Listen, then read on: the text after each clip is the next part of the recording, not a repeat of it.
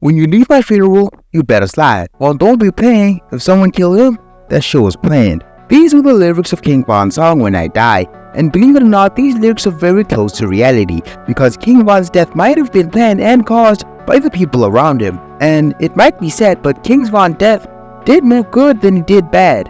And in this video, I'll be telling you why King Von was once dead.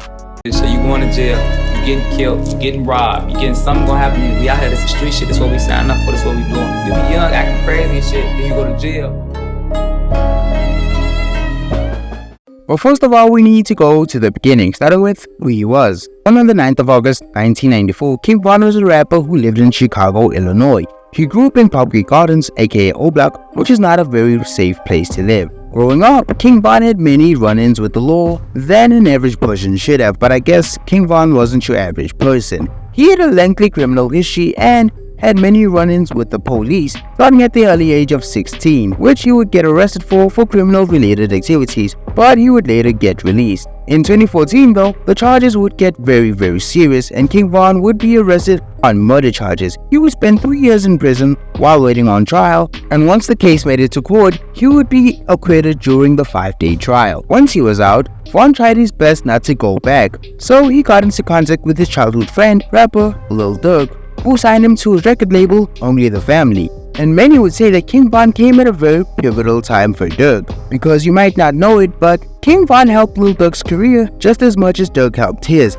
because back in 2017, Lil Durk wasn't really the big gangster rapper you see today. Although his rap was pretty much the same, no one really took him seriously as a gang member as much as they did a rapper. And to be honest, in 2017, Lil Durk was really giving off Justin Bieber vibes, and that's why King Von came in, because he really went hard on rapping about the street life and all his childhood experiences. And when he got features from Lil Durk and rapped about how they grew up together, people started respecting Lil Durk more as a gangster as much as they did a rapper, all because of King Von's credibility. But I'm not gonna act like Lil Durk didn't put Von on the map, because his features from Lil Durk pretty much began his entire music career, just like his song Crazy Story, which is over 100 million views on YouTube. During King Von's whole career, he would make multiple hits like Ticket to the O and Still Trappin', and he would also get features from the likes of Fabio Foreign and Polo G. Not to mention that he was also on the soundtrack for Fast and Furious 9, and he would release his posthumous album Welcome to O Block. But only a week into the album's release, he would be killed due to a feud he had with rival rapper Quando Rondo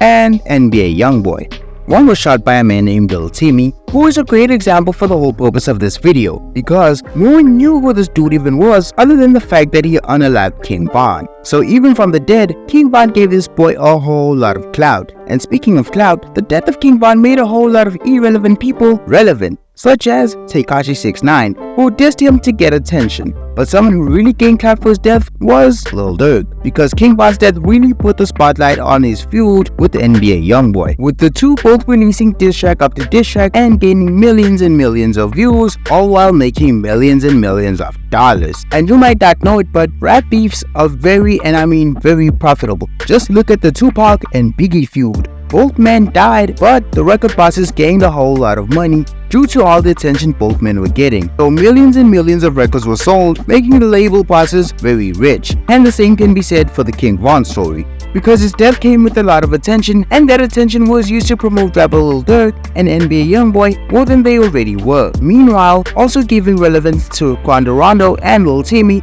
who, let's be honest, no one really knew at the time. But the man who benefited the most was undoubtedly Durk, because King Von would even save him from going to prison. Back in February 2019, Durk and Von were allegedly seen at the Varsity, which is a nightclub in Atlanta. Around 5 AM in the morning, the two would allegedly get into a fight with a man named Alexander Witherspoon. Details on what happened are still unclear, but it was stated that Witherspoon took a bullet to the leg. Reportedly, 18 shots were fired, and a detective claimed that Lil Durk's arm was seen out of the window of a car, shooting several shots. It was said that the two friends knew Witherspoon personally and decided to rob him of his chain, $30,000 in cash, and his Jeep Grand Cherokee. Lil Durk was on tour at the time, but he immediately flew back to Atlanta to face his charges. Other than the attempted murder, they were also facing aggravated assault, participation in street gang activity, and possession of a firearm by a convicted felon. if convicted, they were sure to receive a very heavy sentence since it wasn't the first time that they've all been convicted. They were released a few weeks later, with Durk only paying $250k bond while King Von had to pay a $300k bond, mainly because it wasn't his first murder charge. They both, however, roamed free for the next year and worked on getting bigger and bigger in the music game. But despite the death of his friend, Durk kept his memory alive by dedicating the album The Voice to his dead friend just to show how much he loved and remembered him. Meanwhile, he was still facing nearly 40 years in prison. But remember how I told you that Von's death did more good than he did bad? Well, this might have been the case for Lil Durk. Because back in October 2022, nearly 2 years after Von's death, the Fulton County's DA's office decided to drop the charges that they had on Durk. They said that even though there was probable cause for the arrest, there was a lack of evidence, but the DA Fannie Willis, Donald Trump's Fannie Willis, said that if King Von was still alive, he would have been indicted for the attempted murder. Many fans were outraged by the decision, with many claiming that Lil Durk snitched on his dead friend to beat his case, which makes sense since dead men tell no tales and King Von's side of the story will never ever be heard since he's no longer with us. And while we could say that Von was the fault guy in this whole story, Lil Durk denied ever snitching on him, even though all the facts point to him turning on his dead friend. But to be honest, I can't really blame Lil Durk if he did, because King Von was facing another life sentence for the murder of a 17-year-old girl named Kikira Barnes, aka Ki.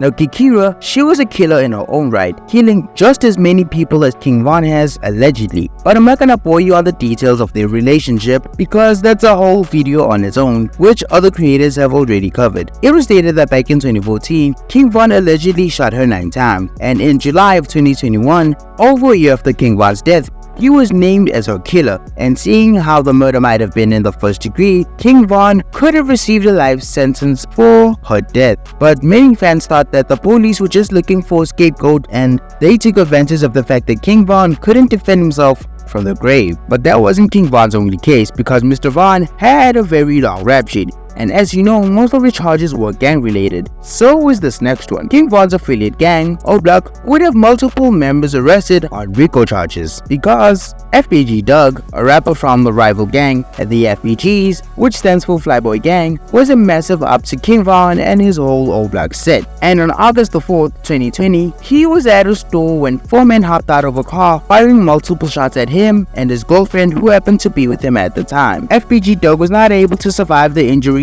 causing him to die on the spot at just 26 years old. But a few weeks before his death, he released a diss track where he dissed a lot of dead O Block members, and this might have helped because police thought that the song might have been the cause of his untimely death. And on October the 13th, 2021, 5 members of O Block were arrested on federal records hearing offenses. The members were Kenny Mac, C Murder, C Dang, Loss, and most importantly, Muwab, who was there when King Von was sadly unalive. It was said that the members were arrested due to implicating themselves to the crime through their music videos and their social media. But it was stated that the O Block members were acting on the orders of King Von because he allegedly put a 50k bounty on the head of FBG Doug, and he would later increase it to 100k plus a few O Block chains. So King Von was definitely seen as the mastermind of the whole thing, and this might have been proven when he posted a video on YouTube of him going back to O Block and giving members like Muwap wads of cash and a few O Block chains. And in an interview, 600 Breezy would make the bold claim stating that if King Von was still alive, he would have been seen as the face of the whole RICO case. God felt like Von didn't deserve to go to jail forever, because you know that RICO, that O Block RICO, Von was the head of that. So when the people they got now, Von would have been the face of that case. So even if Durk hadn't allegedly snitched on him, he would have still had serious cases on his hands. So subscribe if you think Von was innocent.